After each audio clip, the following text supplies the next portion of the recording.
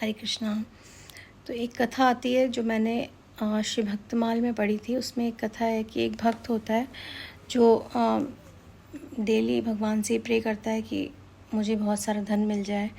अगर मुझे धन मिल जाएगा तो मैं अच्छे कर्म करूँगा, दान पुण्य करूँगा, सब चीज़ करूँगा। तो भगवान सोचते हैं चलो उसको धन दे देते हैं। तो भगवान उसको बहुत ज़्यादा धनवान बना देते हैं। तो धनवान जब वो हो जाता है तो उसके बाद में उसके अंदर घमंड आ जाता है, अभिमान आ जाता है पैसे का, हर चीज़ का। तो वो भगवान का नाम लेना धीरे धीरे कम कर देता है। तो एक दिन ऐसा होता है कि भगवान सोचते हैं उसकी परीक्षा ली जाए, और भगवान उसके घर जाते हैं रूप बदल कर, और एक बहुत ही गरीब इंसान के रूप में भगवान उसके घर जाते हैं और भिक्षा मांगते हैं। तो वो व्यक्ति भगवान को पहचानता नहीं है और अभिमान में इतना घमंडी हो चुका होता है कि वो मतलब उनकी तरफ ध्यान भी नहीं देता, तो उन्हें धुतकार के भगा देता है। लेकिन भगवान जो है उसको फिर भी बार बार उसकी परीक्षा लेने के लिए उसके सामने आते हैं। तब भगवान को लगता है कि इस तरह ये मुझे भूल गया है, चलो मैं इसको किसी तरह, है था तो ये मेरा भक्त थी, तो मैं इसको सबक सिखाता हूँ। तो भगवान जो है उसको उसकी बुद्धि हर लेते हैं, उसका सब कुछ हर लेते हैं।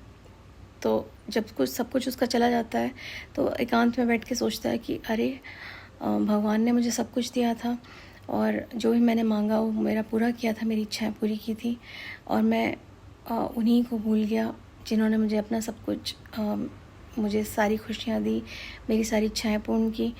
मैं उन्हीं को भूल गया। तो उसे सपने में एक बार आया कि भगवान इस तरह मैं तुम्हारे पास 2 बार आया लेकिन तुमने मुझे पहचाना नहीं।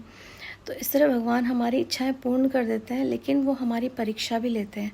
वो परीक्षाएं हमें लेते हैं ये सोचकर कि हमारा विश्वास उनके ऊपर कितना दृढ़ है। मान लीजिए मैं एक उदाहरण के रूप में बता रही हूँ कि कोई पिता है और उसके 2 संतान हैं, एक बिगड़ी हुई संतान है, एक बहुत अच्छी संतान है, और दोनों को वो 100-100 रुपये देते हैं। और एक संतान तो 100 रुपये को बहुत अच्छे से खर्च करती है, और दूसरा जो है 100 रुपये को यूँ ही उड़ा देता है। तो पिता क्या करेगा, जिसने अच्छे से खर्च किया उसको और पैसा देगा, क्योंकि उसे भरोसा है कि वो उस धन का अच्छे से इस्तेमाल करेगा। लेकिन जिसने पैसे को उड़ा दिया उसको या गलत कामों में यूज़ किया, उसको भगवान पैसा नहीं देते हैं। भगवान भी पैसा उसी को देते हैं जो दूसरे को देता है, दूसरे की खुशी का ध्यान रखता है और अपने इष्ट को कभी नहीं भूलता। तो ऐसी छोटी छोटी बहुत सारी कथाएं भक्तमाल में हैं जो मैं आपको सुनाती रहूँगी। तो इस तरह की कथाएं सुनने के लिए मेरे चैनल को सब्सक्राइब कीजिए और अपना आशीर्वाद मुझे दीजिए। हरे कृष्णा, जय श्री राधे।